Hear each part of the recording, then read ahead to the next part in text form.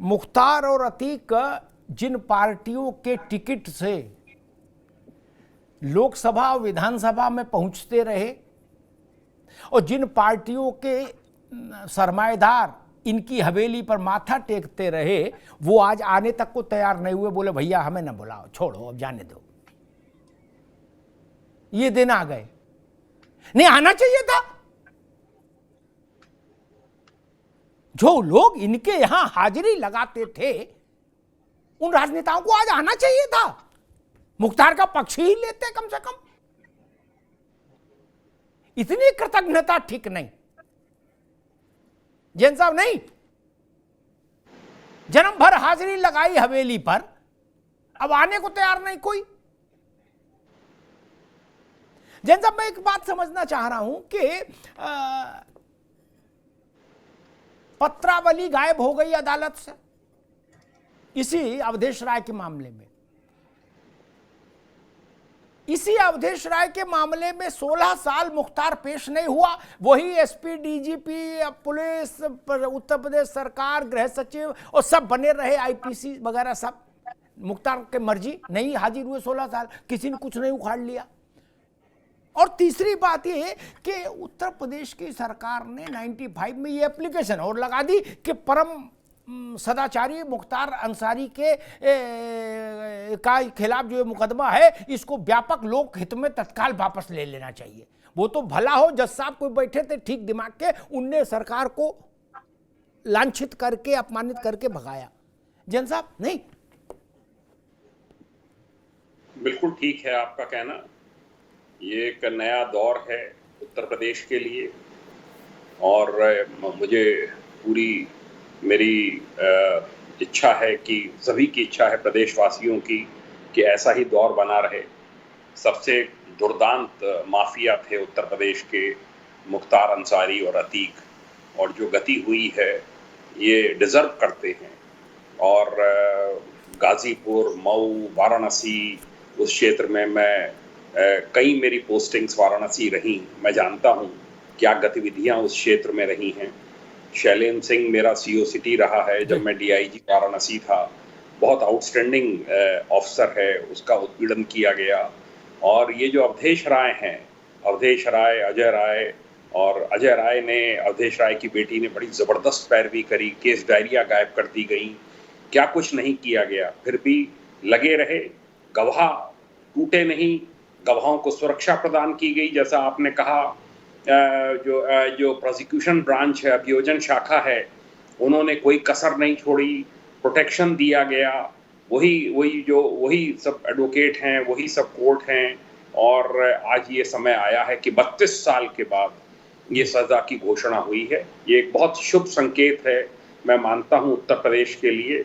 और ये एक अन्य जो उभरते हुए माफिया हैं या पुराने माफिया हैं, उनको भी एक नसीहत है कि अगर अब आपके दिन भी अब दूर नहीं है, आप भी इसी कैटेगरी में आएंगे और जेल में लाइफ लॉन्ग रहेंगे।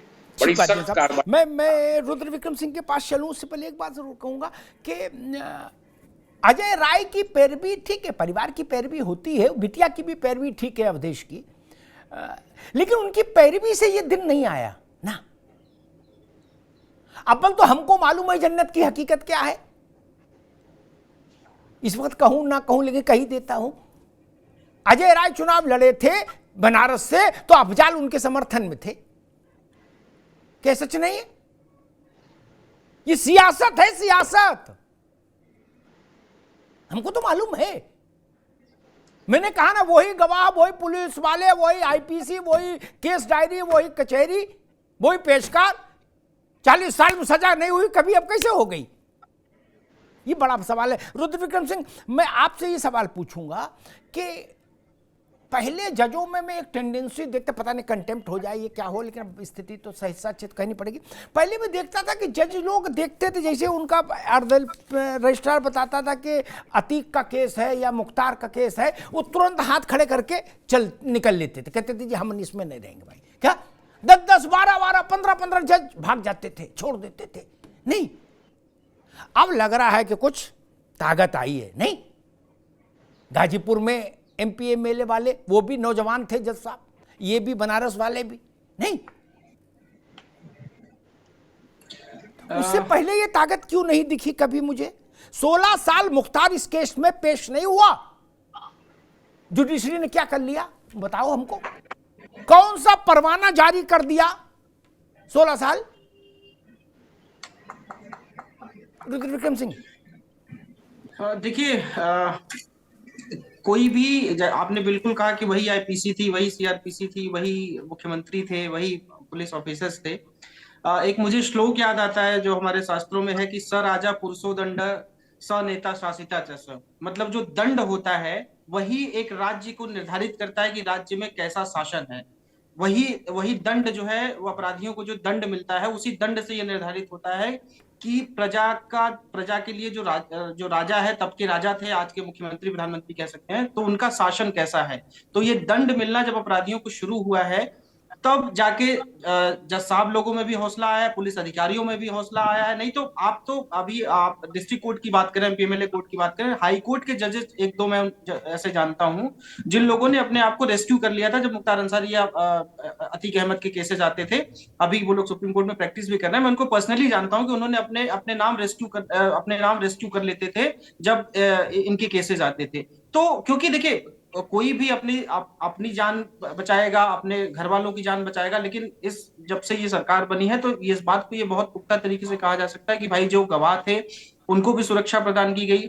जो लोग इसमें इन्वॉल्व हैं, जो पुलिस अधिकारी इन्वॉल्व हैं, या फिर जो भी जजेज या फिर प्रोसिक्यूशन साइड से जो भी एडवोकेट्स इन्वॉल्व हैं, उन लोगों को एक तरीके के एक सुरक्षा का भाव आया कि नहीं, अगर मैं इसके खिलाफ खड़ा होऊंगा, इसके खिलाफ बात करूंगा, तो कम से कम मेरे या मेरे परिवार को कोई हानि नहीं होगी। तो ये जब सुरक्षा का भाव जब जिस मन में आ जाता है, तब उसके बाद इस तरह की कार्रवाइयां होती हैं। तब जाके पंजाब से इसको बुलाया जाता है। एक सरकार ऐसी आती है जो पंजाब से जबरदस्ती बुलाती है, सुप्रीम कोर्ट तक जाती है, कहती है कि आओ, और वो कहता है कि नहीं, मुझे पंजाब में अच्छा लग रहा है, मैं एक छोटे से मुकदमे में पंजाब में पड़ा रहता है।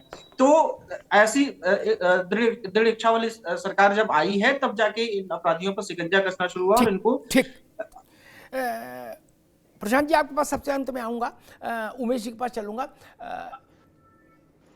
मुझे सबसे अच्छी चीज ये लगी, भाई डीजीपी तो सजा दे नहीं सकता, सजा तो जज साहब को देनी है। मैं इस बात से सबसे ज्यादा संतुष्ट हूं कि उत्तर प्रदेश में न्यायपालिका में ये भरोसा पैदा हुआ कि नहीं, मुख्तार और अतीक को भी सजा दी जानी चाहिए, और दीजिए, निर्भय होकर दीजिए। ये साहस पहले नहीं था। अतीक की पिटीशन में 11 जज डिक्लाइन कर गए थे। क्यों नहीं था? ये शर्मनाक बात नहीं है। उमेश यादव जी, आपसे एक राजनीतिक सवाल। जिन लोगों ने अतीक का फायदा लिया राजनीति में और अतीक को फायदा दिया राजनीति में, ऐसे मुख्तार का फायदा लिया, मुख्तार को फायदा दिया, गिव एंड टेक, और इनकी ड्यूढ़ी पर कोर्निश की, वो लोग अब बहस में नहीं आने को तैयार होते। ऐसी कृतज्ञता तो ठीक नहीं। अगर रिश्ता है तो आना चाहिए। उमेश यादव जी। आदरणीय अमिताभ जी, मैं अभी जब नीचे पैनल को देख रहा था तो मैं उन दलों के प्रवक्ताओं को ढूंढ रहा था, तब तक आपने उस बात को उठा भी दिया। और बिल्कुल सत्य बात है कि वो पार्टीज जिनकी बदौलत ये माफिया इतने 40 साल तक अपना साम्राज्य फैलाए रहे, जिनके आतंक के आगे न्यायपालिका, कार्यपालिका सब घुटने टेक गए, निश्चित इसके पीछे कहीं ना कहीं उत्तर प्रदेश के अंदर जो बदला हुआ माहौल है, आज जो हो रहा है, ये इसकी देन है। और उस समय जो नहीं हो पाया, उन सरकारों की देन से ये निश्चित है। जिनके लोग आज मुंह छुपाए घूम रहे हैं, हमारे साथ, आपके साथ बैठने के लिए तैयार नहीं है, हमारे प्रश्नों का उत्तर देने के लिए तैयार नहीं है, निश्चित वो 20-20 साल जो सरकार चलाए हैं पिछले समय में उत्तर प्रदेश में, निश्चित 100% वो जिम्मेदार हैं कि इस तरीके के माफिया पूरे उत्तर प्रदेश के अंदर पैर फैलाए रहे और जंगल राज को कायम कर दिया। आज जब अभियोजन की कार्रवाई निष्पक्ष तरीके से हो पाती है, जब गवाह भयमुक्त होकर अदालतों में गवाही देने जाते हैं, जब न्यायपालिका अपने आप को बंधन मुक्त महसूस करती है, तो निश्चित आज सही परिणाम आ रहे हैं, उनको, उन दोषियों को सजाएं मिल रही हैं और समाज में एक सकारात्मक संदेश जा रहा है कि उत्तर प्रदेश में भय मुक्त समाज हुआ है, भय की समाप्ति हुई है। ये एक अच्छा संदेश है। आने वाले समय में मुझे लगता है कि उन लोगों को सामने आके उत्तर देने की जरूरत है जिन्होंने उनका पालन पोषण किया, उनको पालित पोषित किया और वो जिम्मेदार महसूस कर रहे हैं, तभी आज मुंह छुपाए घूम रहे हैं। मैं प्रशांत पटेल के पास चलूं, लेकिन जो बात उमेश जी ने कि पुष्प पल्लवित किया, थोड़े समय तक तो आप अपराधी को पल्लवित करते हो, उसके बाद अपराधी नेता को पल्लवित करता है। जैन साहब मेरी बात से सहमत होंगे अंदर से। मैंने शहाबुद्दीन का और एक मुख्यमंत्री का मिलन अपनी आंखों से देखा है। कुर्सी से खड़े हो गए, मेरा शेर, छाती में कौरिया लिए। क्या ये छोटे अपराधी नहीं होते भाई साहब?